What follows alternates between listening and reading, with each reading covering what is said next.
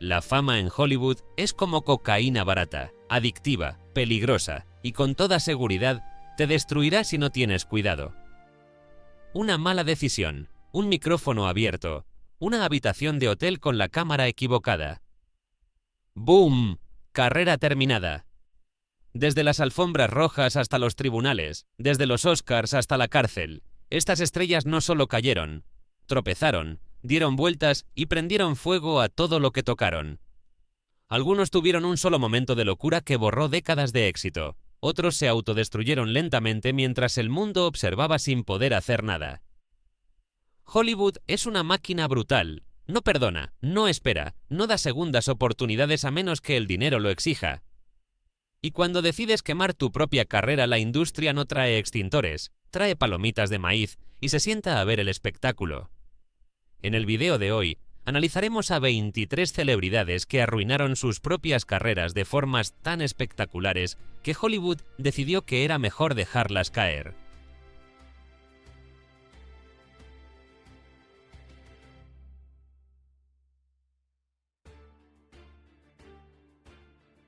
Celebridades que destruyeron sus carreras y nadie las salvó.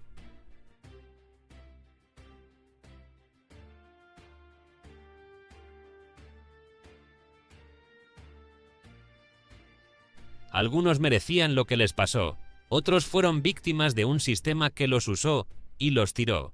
Y algunos simplemente no pudieron manejar la presión de vivir bajo un microscopio constante. Pero todos tienen algo en común. Llegaron a un punto de no retorno, y cuando cayeron, nadie los atrapó. La pregunta más importante que nadie quiere hacer: ¿por qué nadie las salvó? Abróchate el cinturón, esto va a ser brutal.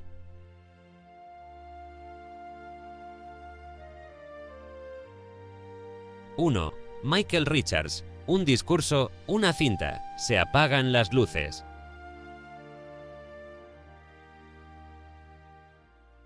Michael Richards ya había ganado el juego de Hollywood. Como Kramer en Seinfeld, había alcanzado la inmortalidad de la comedia. Cabello horrible, físico caótico, timing perfecto. Durante 9 temporadas, Richards se convirtió en el corazón excéntrico de una de las sitcoms más exitosas de todos los tiempos. Cada entrada por la puerta de Jerry era un evento. Cada giro de cabeza generaba risas. Gracias a las infinitas reposiciones de Seinfeld, transmitiéndose en decenas de países, los cheques de regalías seguían llegando. Richards no necesitaba otro éxito, otro papel protagónico, otra audición. Hollywood ya había laminado su legado. Su lugar en la historia de la televisión estaba asegurado. Lo único que tenía que hacer era no hacer nada, disfrutar de la fortuna, aceptar apariciones ocasionales, vivir cómodamente del trabajo que ya había hecho. Luego llegó la noche del 17 de noviembre de 2006, un club de comedia en West Hollywood llamado The Laugh Factory. Una actuación de stand-up de rutina, un público ruidoso. Y un alborotador que no dejaba de interrumpir. Durante una actuación en vivo, Richards perdió los estribos de una manera que nadie vio venir. Lo que siguió no fue una broma ingeniosa, ni una respuesta sarcástica, ni siquiera una bomba incómoda de comedia. Fue un colapso total en el escenario, repleto de lenguaje racial ofensivo, insultos repetidos y una furia que parecía salir de un lugar muy oscuro. El público quedó en shock. Algunos se fueron. Otros se quedaron congelados sin saber si era parte del acto. Y alguien, en algún lugar del club, presionó grabar en su teléfono. Internet presionó play, y no paró de reproducirlo. El video se volvió viral antes de que las disculpas pudieran ser redactadas. TMZ lo transmitió en bucle, los programas de noticias lo diseccionaron, las redes sociales explotaron. Y así, el hombre que una vez hizo reír a millones de personas en todo el mundo se convirtió en un clip de advertencia, un ejemplo perfecto de cómo destruir una carrera en menos de 2 minutos. Richards se disculpó públicamente. Apareció en Late Show with David Letterman vía satélite, visiblemente destrozado, tratando de explicar lo inexplicable. Jerry Seinfeld estuvo a su lado durante esa entrevista, ofreciéndole apoyo y gracia, defendiéndolo públicamente como amigo mientras reconocía que lo que había hecho era imperdonable. Pero Hollywood ya había cerrado la cuenta. Los clubes de comedia dejaron de llamar, los agentes de casting borraron su nombre, los estudios quedaron en silencio absoluto. Ninguna cancelación dramática, ninguna gira de prensa enojada, ninguna segunda oportunidad disfrazada de proyecto de redención. Solo silencio. El tipo de silencio que grita más fuerte que cualquier escándalo, el silencio de una industria que decide que ya no vales el riesgo. Michael Richards no se desvaneció lentamente, desapareció como si nunca hubiera existido fuera de las reposiciones de Seinfeld. Un momento de ira descontrolada borró décadas de buena voluntad, y demostró que en Hollywood no importa cuánto éxito hayas tenido, un solo error en la era de los teléfonos con cámara puede borrarlo todo.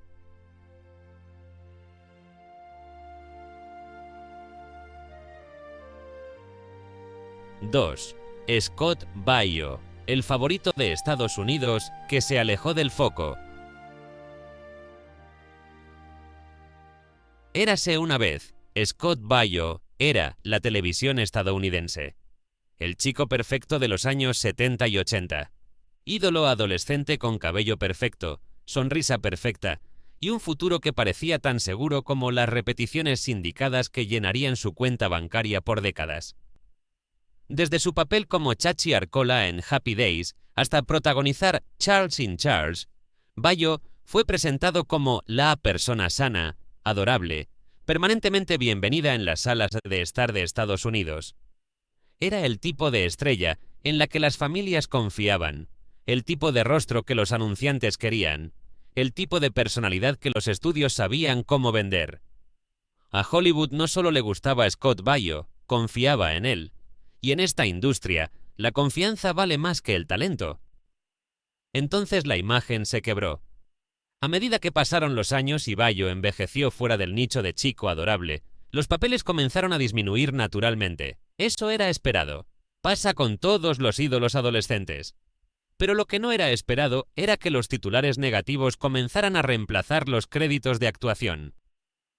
La vida de Baio, fuera de la pantalla, comenzó a robarle protagonismo a todo lo que hacía frente a la cámara. Controversias personales, demandas públicas de excolegas, declaraciones políticas polarizadoras que alienaban a grandes segmentos de su base de fans. Su nombre seguía circulando en las noticias, pero no en las listas de casting. Las redes de televisión se pusieron nerviosas. Los productores se quedaron en silencio. Los agentes comenzaron a evitar sus llamadas. La industria que una vez vendió su imagen impecable de chico americano, de repente encontró que era demasiado complicado, demasiado divisivo, demasiado arriesgado para el tipo de proyectos familiares que solían ser su especialidad. No hubo un solo escándalo explosivo, ningún momento definitivo que acabara con todo de golpe, ningún montaje dramático de cancelación pública. Solo menos llamadas, menos ofertas, menos interés. Hasta que no hubo ninguna. Los intentos de regreso de Baio se apoyaron fuertemente en la nostalgia. Apariciones en programas de reunión, proyectos de reality shows que capitalizaban su fama pasada, convenciones de fans donde la gente pagaba por conocer al Chachi que recordaban de su infancia. Pero la nostalgia no firma cheques nuevos, no construye carreras actuales, solo te mantiene relevante en la sección de ¿te acuerdas de la cultura pop? Scott Baio no cayó de un precipicio dramático. Caminó lentamente hacia el desvanecimiento. Se convirtió en el tipo de celebridad en el que técnicamente sigue siendo famoso, pero solo en tiempo pasado. La gente recuerda quién eras, nadie está seguro de quién eres ahora. El negocio no discutió con él, no lo castigó ruidosamente, no hubo declaraciones públicas de estudios cortando lazos. Simplemente siguió adelante sin él. Y en Hollywood, eso es el veredicto más brutal de todos, porque significa que ya no importas lo suficiente como para que la industria se moleste en explicar por qué te dejó atrás.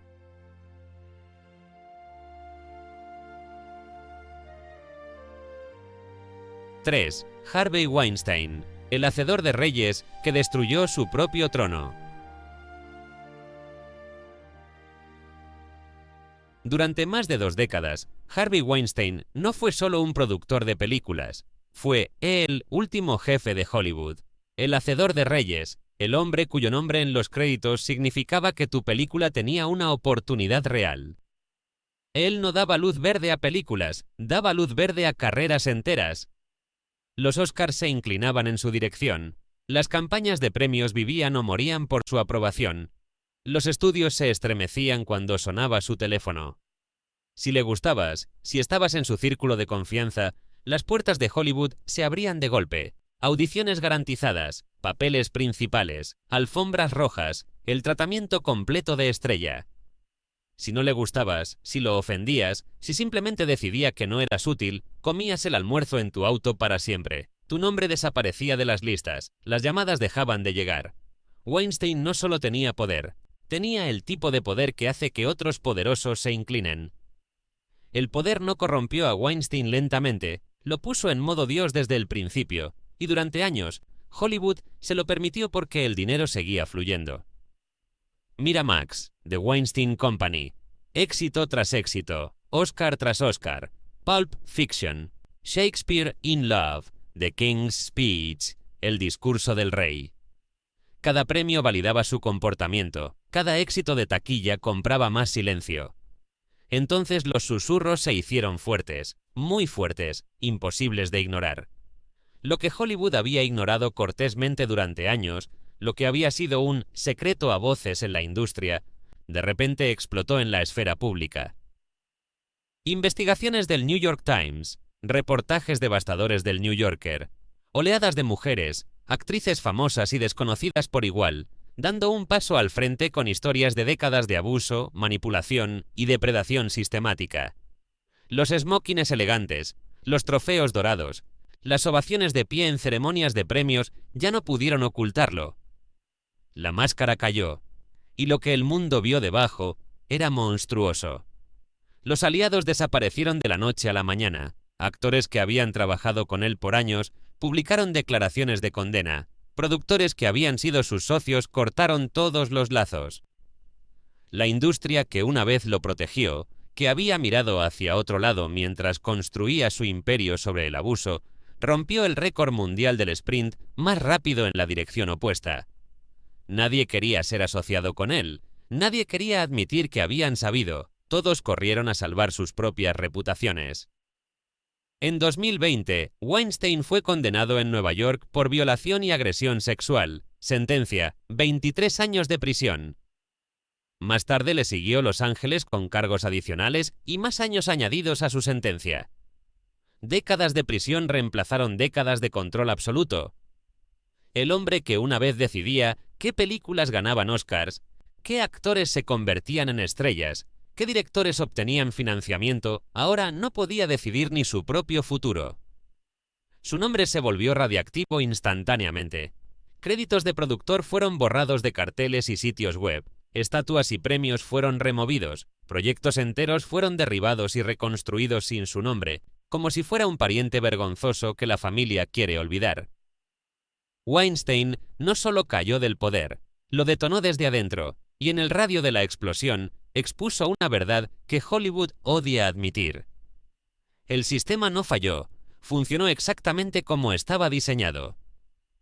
Protegió al poderoso, silenció al vulnerable, y solo se detuvo cuando ya no pudo ocultar más la podredumbre sin arriesgar todo el negocio. Harvey Weinstein no fue una aberración. Fue un síntoma de un problema mucho más grande que la industria aún está tratando de enfrentar.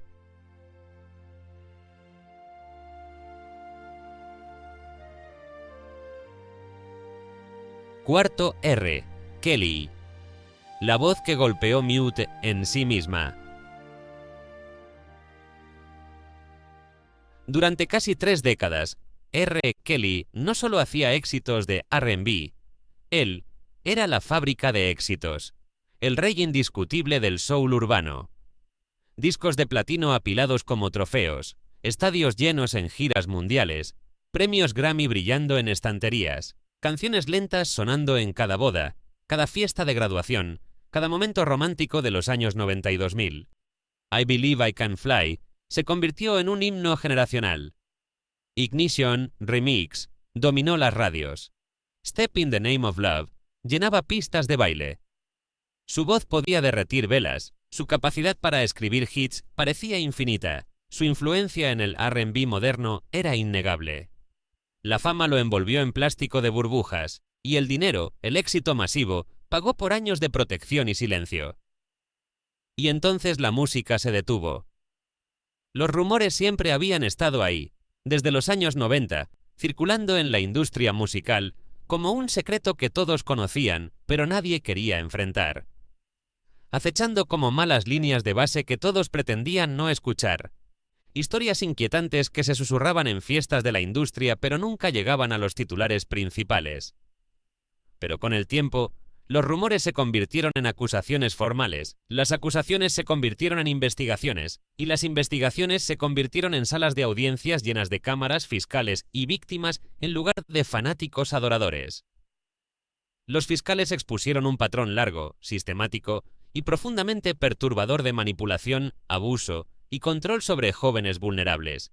Un imperio construido no solo sobre la música, sino sobre el silencio comprado y el miedo impuesto. El hombre que una vez comandaba multitudes de miles ahora respondía ante un juez, con un garrote, no con un bis. En 2021, R. Kelly fue declarado culpable de crimen organizado y tráfico sexual en Nueva York. La sentencia, 30 años de prisión.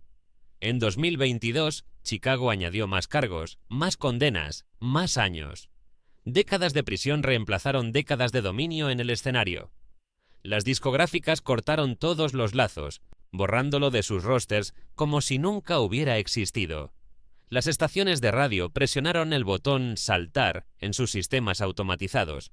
Las plataformas de streaming ajustaron silenciosamente sus listas de reproducción algorítmicas, empujando sus canciones fuera de rotación.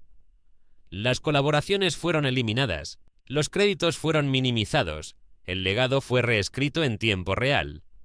Las canciones todavía existen en archivos digitales, técnicamente sigues pudiendo encontrarlas, pero el legado como artista está completamente contaminado, envenenado por las acciones del hombre detrás de la voz. R. Kelly no perdió su talento vocal. Eso nunca se fue. Perdió el derecho a usarlo, perdió la libertad y perdió cualquier posibilidad de redención pública. Su historia no es solo la de un artista caído, es la de un sistema que protegió a un depredador durante décadas, porque el dinero que generaba era demasiado bueno como para cuestionarlo. Hasta que finalmente, después de años de activismo, reportajes de investigación y víctimas que se negaron a permanecer en silencio, el sistema ya no pudo protegerlo más.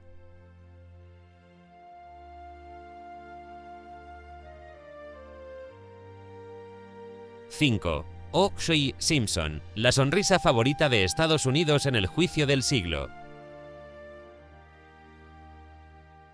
Antes de los guantes que no encajaban, antes de la persecución del Bronco Blanco, antes del veredicto que dividió a Estados Unidos por líneas raciales y rompió las cenas de acción de gracias en todo el país, O.J. Simpson era absolutamente intocable. Leyenda viviente de la NFL, miembro del Salón de la Fama, estrella de cine en películas de acción y comedias, rostro de campañas publicitarias multimillonarias. Presentador de comerciales con una sonrisa tan amigable, tan accesible, tan estadounidense, que prácticamente vendía jugo de naranja tropicana por sí solo. No solo era famoso, era confiable, el tipo de celebridad que trascendía razas, clases y divisiones políticas. Estados Unidos no solo veía a O.J. Simpson en sus pantallas, lo invitaba directamente a la sala de estar, a la mesa del desayuno, a la rutina diaria. Era parte del paisaje cultural estadounidense, seguro, establecido, permanente. Luego llegó la noche del 12 de junio de 1994. Un doble asesinato en Brentwood, Los Ángeles. Nicole Brown Simpson y Ron Goldman, brutalmente asesinados fuera de la casa de Nicole. Y O.J. Simpson inmediatamente se convirtió en el principal sospechoso. 5 días después, en lugar de entregarse como había acordado, Simpson huyó, o al menos protagonizó lo que parecía una fuga. Un Bronco blanco Ford conducido por su amigo Al Cowlins, moviéndose a baja velocidad por las autopistas de Los Ángeles, seguido por una procesión de autos de policía con luces encendidas. Helicópteros transmitiendo en vivo desde el aire. Cada canal de televisión interrumpiendo su programación regular. Millones de estadounidenses pegados a sus pantallas, viendo en tiempo real una persecución que se sentía surrealista. El tráfico de Los Ángeles se detuvo, la gente salió de sus casas para pararse al borde de las autopistas, sosteniendo carteles, algunos de apoyo, otros de condena. La persecución del Bronco convirtió un caso criminal en una película televisiva imperdible, un evento cultural que detuvo al país entero. Lo que siguió no fue solo un juicio criminal, era un reality show antes de que los reality shows supieran que existían. El juicio del siglo. Drama judicial transmitido en vivo cada día, abogados que se convirtieron en celebridades instantáneas, testigos cuyos nombres todos conocían, una jueza tratando de mantener el control mientras el circo mediático explotaba a su alrededor. Cobertura ininterrumpida en CNN, Court TV, todas las redes principales. Una nación completamente pegada a las pantallas como si fuera el Super Bowl, pero con citaciones y evidencia forense en lugar de touchdowns. El Dream Team de abogados defensores, los fiscales tratando de construir un caso basado en evidencia de ADN que el público apenas entendía, los guantes ensangrentados, la frase que definió todo, "If it doesn't fit, you must acquit". Todo el mundo tenía una opinión, nadie se perdió ningún episodio, las conversaciones en oficinas, escuelas, cenas familiares giraban obsesivamente alrededor del juicio. Cuando se conoció el veredicto el 3 de octubre de 1995, después de menos de 4 horas de deliberación del jurado, Estados Unidos literalmente se detuvo. Las oficinas instalaron televisores en salas de conferencias, las escuelas transmitieron el veredicto en las aulas, los tribunales pausaron otros casos para que todos pudieran ver. No culpable. Y Estados Unidos se dividió instantáneamente en dos. Aplausos y celebraciones de un lado, principalmente en comunidades afroamericanas que veían el veredicto como una rara victoria contra un sistema judicial históricamente sesgado. Conmoción, incredulidad y furia del otro lado, principalmente en comunidades blancas que veían evidencia abrumadora ignorada. La división no fue solo sobre O.J. Simpson, fue sobre raza, justicia, poder, desigualdad sistémica, confianza en las instituciones. Todo explotó en ese único momento. La confianza colectiva de Estados Unidos en su sistema de justicia, en los medios de comunicación, en las instituciones fundamentales, sufrió un golpe del que nunca se recuperó completamente. Y aunque Simpson salió libre de los cargos criminales, técnicamente inocente ante la ley, la historia no había terminado. Un año después, un tribunal civil encontró a Simpson responsable de las muertes en una demanda por homicidio culposo. La sentencia, $33.5 millones en daños. El veredicto civil vació su fortuna convirtiendo su victoria legal en una carga financiera permanente. Años de lucha para evitar pagar, activos escondidos, un libro cancelado de manera infame titulado If I Did It, que fue secuestrado por la familia Goldman. Su reputación, completamente destruida fuera del círculo de quienes siempre creyeron en su inocencia, nunca se recuperó. Y luego, en 2007, Simpson cometió el error final. Un robo a mano armada en un hotel de Las Vegas, tratando de recuperar memorabilia deportiva que afirmaba que le habían robado. Esta vez no hubo abogados del Dream Team, no hubo transmisión nacional, no hubo división racial en el veredicto. Solo un hombre mayor, con un pasado manchado, cometiendo un crimen torpe que finalmente lo envió a prisión. 33 años de sentencia, de los cuales cumplió 9 antes de ser liberado, en 2017.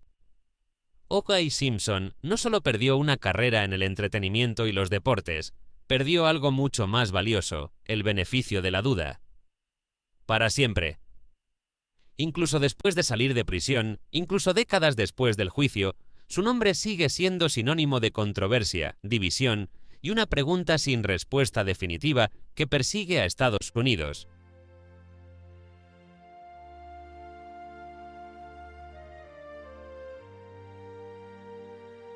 ¡6! Sean Young. El ¿qué hubiera pasado si...?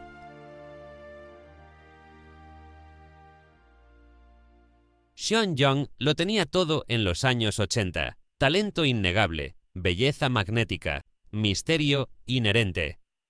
El tipo de presencia en pantalla que no pide atención, te reta a mirar hacia otro lado, sabiendo que no puedes. Cuando Blade Runner se estrenó en 1982, Young no fue solo memorable en su papel de Rachael, la replicante que no sabe que no es humana. Ella era magnética.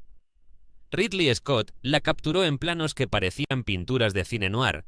Su actuación tenía capas de vulnerabilidad, peligro, inteligencia y tristeza existencial. Hollywood no vio a una actriz de reparto con un buen papel. Vio a una futura protagonista femenina con carisma de vanguardia y un peligro inherente. El tipo de actriz alrededor de la cual se construyen franquicias, el tipo de estrella que define una era. Y entonces las cosas se pusieron extrañas, y luego más extrañas, y luego completamente fuera de control. En lugar de que los roles se acumularan de forma natural después de Blade Runner, las historias comenzaron a acumularse más rápido, historias inquietantes detrás de cámaras, conflictos en sets de filmación, encuentros incómodos con directores y productores, una reputación creciente de ser impredecible, volátil, difícil de manejar en una industria adicta al control absoluto.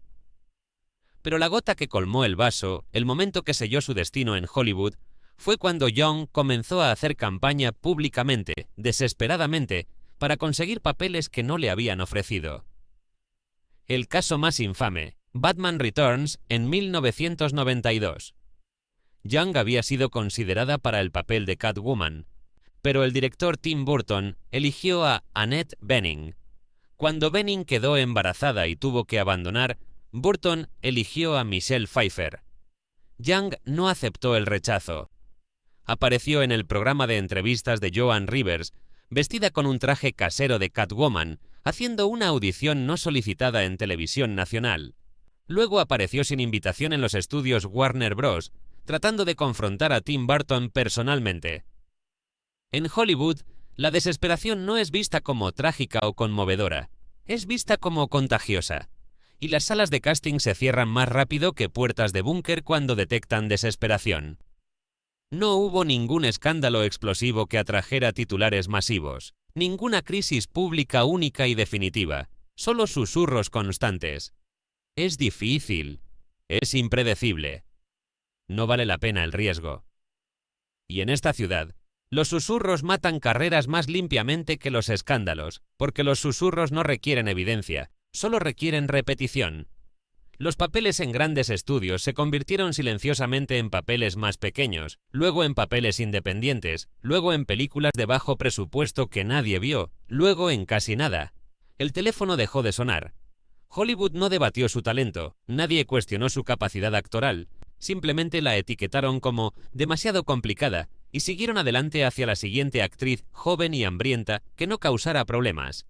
Años después, las retrospectivas culturales comenzaron a suavizarse. Críticos y cinéfilos empezaron a preguntarse en voz alta: ¿fue Sean Young malinterpretada? ¿Fue tratada injustamente por una industria sexista que castiga a las mujeres por comportamientos que perdona en los hombres? ¿Se adelantó a su tiempo al negarse a jugar el juego de Hollywood? Quizás las tres cosas son ciertas, pero el timing lo es todo en esta industria, y Hollywood nunca retrocede para agregar contexto o corregir injusticias pasadas. Sean Young se convirtió en el ¿qué hubiera pasado si? Favorito de los amantes del cine, la estrella que pudo haber sido, el talento desperdiciado, la carrera que se descarriló antes de alcanzar su verdadero potencial.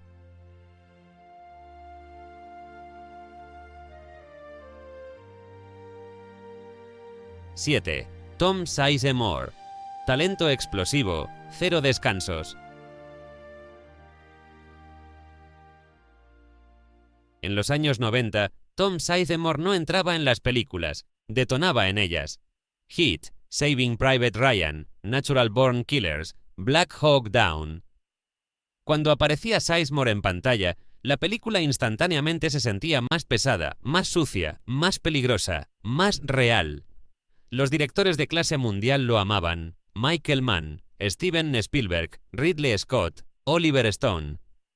El público le creía completamente. Nunca sentías que estabas viendo actuación, sentías que estabas viendo a un hombre genuinamente al límite del colapso. Se especializaba en hombres violentos, dañados, peligrosos, adictos al caos, y lo hacía mejor que casi cualquier otro actor de su generación. Porque, lamentablemente, no estaba actuando tanto como canalizando. El borde que hacía sus actuaciones tan convincentes lo siguió hasta casa, y eventualmente lo destruyó. El caos fuera de la pantalla siguió el ritmo de los roles en la pantalla.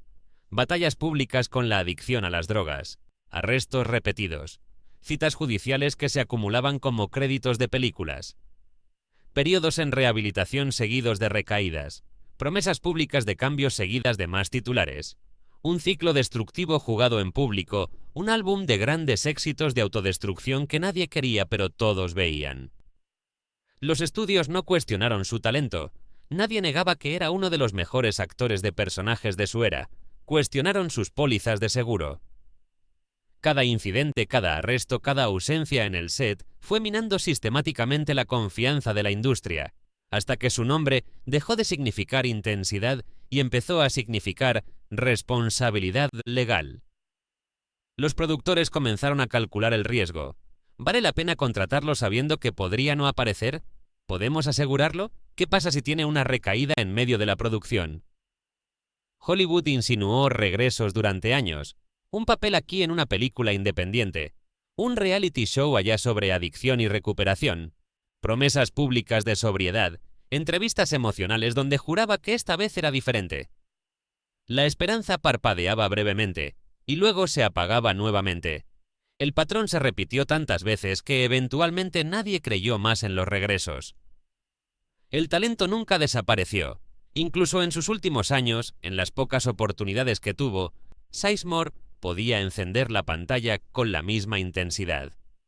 Pero la disciplina se evaporó, la confianza murió, y en una industria que funciona con base en cronogramas estrictos, presupuestos ajustados y gestión de riesgos, la confiabilidad importa más que la capacidad innata. Al final, Tom Sizemore no fue rechazado por falta de talento. Fue evitado por ser demasiado riesgoso, no cancelado, no condenado moralmente, simplemente eliminado silenciosamente de la ecuación financiera. El actor que una vez robó escenas junto a Robert De Niro, Al Pacino y Tom Hanks se convirtió en alguien en quien los estudios simplemente no podían darse el lujo de apostar. Cuando Sizemore murió en marzo de 2023 a los 61 años después de un derrame cerebral, los obituarios fueron amables. Destacaron el talento, las actuaciones memorables, el potencial desperdiciado. Pero la verdad más dura era simple. Tom Sizemore no se quedó sin rango de actuación ni presencia en pantalla, se quedó sin segundas oportunidades. Y Hollywood es brutalmente honesto acerca de una cosa: puedes iluminar la pantalla tantas veces como quieras, pero si sigues quemando puentes, eventualmente no quedará ningún lugar donde permanecer.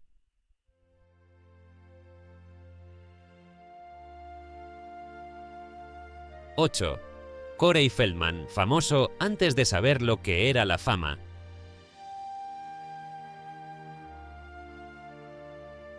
Corey Feldman no tuvo una transición gradual a Hollywood.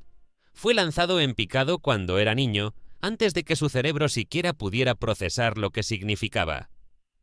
En los años 80, cuando la mayoría de los niños estaban aprendiendo a andar en bicicleta y haciendo la tarea, Feldman ya estaba en todas partes. The Goonies, Stand By Me, The Lost Boys, Gremlins, Dream a Little Dream. Golpe tras golpe, foco tras foco, alfombra roja tras alfombra roja. Mientras otros niños iban en bicicleta por el vecindario, Feldman iba en bicicleta mientras Steven Spielberg gritaba ¡Corte! La fama llegó temprano, ruidosamente, sin manual de instrucciones ni red de seguridad.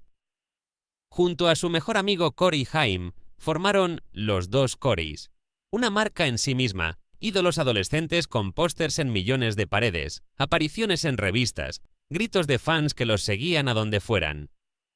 Por un tiempo brillante y dorado, parecía que Feldman daría el salto imposible, de estrella infantil adorable a potencia adulta respetada. Luego llegó la edad adulta, y los focos no sabían qué hacer con él. A medida que Feldman crecía, su carrera actoral comenzó a desviarse mientras que su vida personal seguía capturando toda la atención. Entrevistas cada vez más polémicas, luchas públicas con adicciones, revelaciones sobre abusos sufridos en Hollywood cuando era niño. Intentos repetidos de recuperar relevancia que sonaban más fuertes y desesperados de lo que fueron efectivos. Proyectos musicales que confundieron a los fanáticos que querían nostalgia de los 80, no reinvención artística experimental. Álbumes lanzados con gran fanfarria que fueron recibidos con silencio incómodo. Regresos anunciados con confianza masiva que aterrizaron con el ruido sordo de la indiferencia pública. Reality shows sobre su vida tratando de recapturar la magia perdida. Apariciones en programas de entrevistas donde las conversaciones se volvían incómodas, impredecibles. Hollywood no lo atacó activamente, no lo puso en lista negra con declaraciones públicas. Hizo algo mucho peor y más silencioso. Dejó de tomarlo en serio. Feldman siguió hablando, haciendo declaraciones, lanzando proyectos, tratando de mantener relevancia de cualquier manera posible. La industria escuchaba cada vez menos. Los productores dejaron de devolver llamadas. Los agentes de casting borraron su nombre. Los estudios siguieron adelante hacia la siguiente generación de actores jóvenes. El exícono infantil que una vez fue el rostro de una década entera, se convirtió lentamente en una historia de advertencia. No por una sola mala elección definitiva, sino por nunca haber podido hacer la transición exitosa fuera de la cámara. Por nunca poder crecer públicamente de una manera que Hollywood pudiera vender.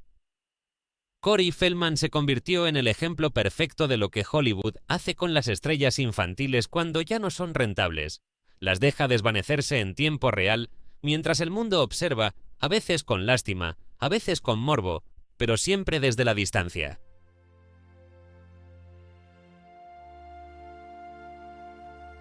9. Amanda Bynes, la niña más divertida de Estados Unidos, hasta que el chiste se volvió serio. Amanda Bynes no solo protagonizó Nickelodeon en los años 2000, lo dominó. Fuerte, intrépida, con talento para la comedia física, rostro expresivo y timing perfecto. Se metía en personajes como si fueran zapatillas deportivas cómodas y hacía que el caos pareciera absolutamente natural. The Amanda Show la convirtió en una sensación adolescente.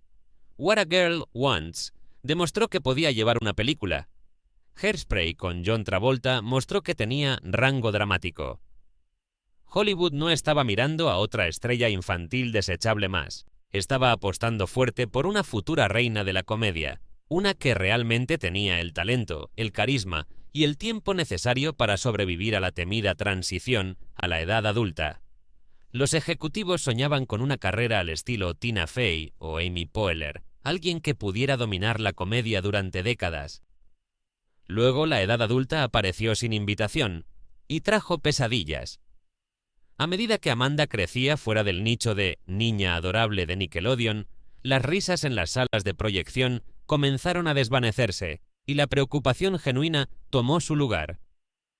Arrestos por conducir bajo influencia, comportamiento cada vez más errático en público, publicaciones alarmantes en redes sociales que oscilaban entre extrañas y preocupantes. Acusaciones públicas contra su propia familia, peleas con celebridades en Twitter que no tenían ningún sentido, videos subidos que mostraban a alguien claramente en crisis. La conversación pública cambió rápidamente de ¿cuál será su próxima película? a ¿está bien? ¿Alguien la está ayudando? Los estudios no la cancelaron formalmente, entraron en pánico en silencio y se alejaron lo más rápido posible sin hacer declaraciones públicas. Proyectos programados desaparecieron sin explicación. Los contratos no fueron renovados. Los teléfonos de sus agentes dejaron de sonar. La industria que una vez se había alimentado de su energía contagiosa, de repente mantuvo una distancia muy segura. No hubo un escándalo único definitivo. No hubo circo judicial televisado como otros casos, ningún titular explosivo que acabara con todo de un solo golpe. Solo un lento, doloroso y público desenredo mientras el mundo observaba en tiempo real sin saber muy bien cómo ayudar, qué decir o si decir algo era apropiado. A mediados de la década de 2010, Bynes se retiró completamente de la actuación. Eventualmente comenzó a hablar abiertamente sobre sus batallas con problemas de salud mental, abuso de sustancias y los efectos devastadores de crecer bajo escrutinio público constante. Amanda Bynes no perdió su talento cómico. Ese don nunca desapareció, nunca fue a ninguna parte. Lo que perdió fue la red de seguridad que a las estrellas infantiles se les promete constantemente, pero rara vez se les proporciona cuando realmente la necesitan. La fama llegó temprano, brutal y sin preparación. El apoyo institucional llegó demasiado tarde, o en muchos casos, nunca llegó. Su historia es un recordatorio doloroso de que Hollywood ama consumir juventud, pero rara vez se preocupa por protegerla.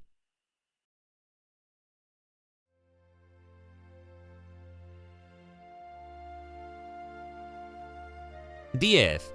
Terrence Howard. Un ego, un contrato y una puerta que nunca se volvió a abrir. Durante un breve pero brillante momento a mediados de los 2000, Terrence Howard estaba absolutamente en todas partes.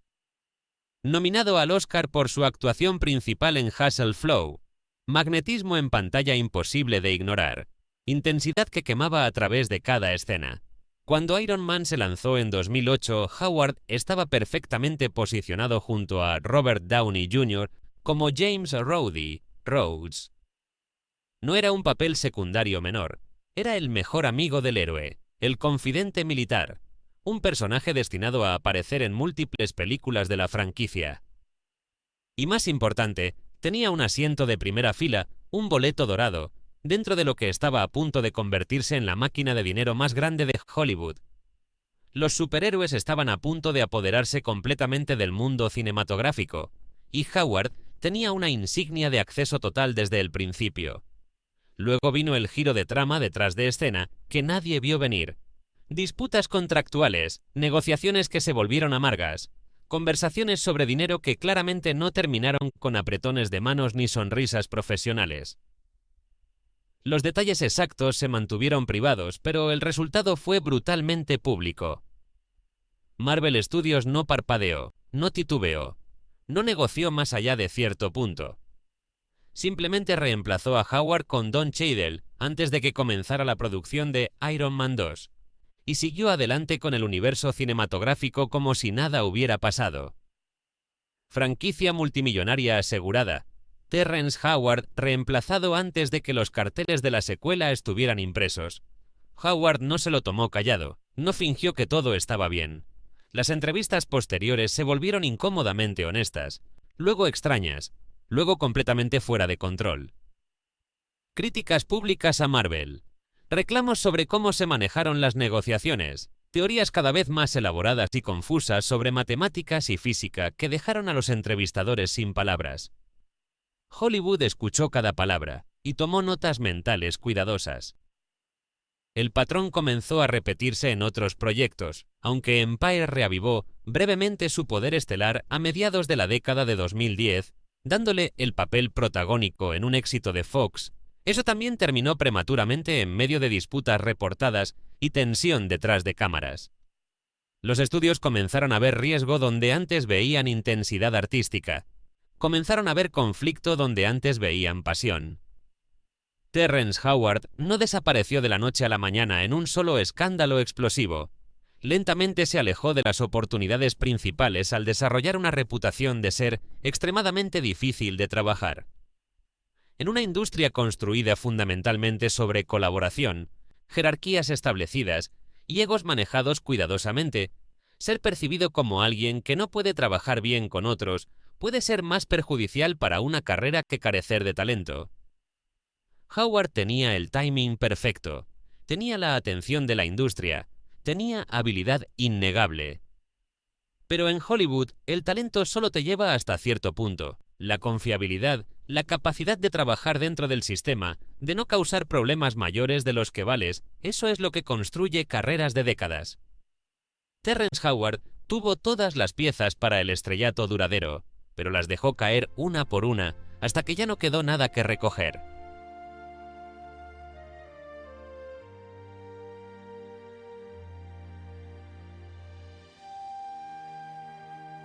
Y ahí lo tienen, 10 celebridades que no fueron destruidas por Hollywood, se destruyeron a sí mismas. Michael Richards, con un micrófono abierto y 2 minutos de furia que borraron décadas de risas. Scott Baio, que lentamente se alejó de la relevancia mientras el mundo seguía girando sin él. Harvey Weinstein, el hacedor de reyes que construyó un imperio sobre el abuso y finalmente lo vio colapsar en prisión. R. Kelly, cuya voz dorada no pudo silenciar décadas de acusaciones que finalmente lo alcanzaron. O.J. Simpson, la sonrisa favorita de Estados Unidos que se convirtió en el veredicto más divisivo de la historia.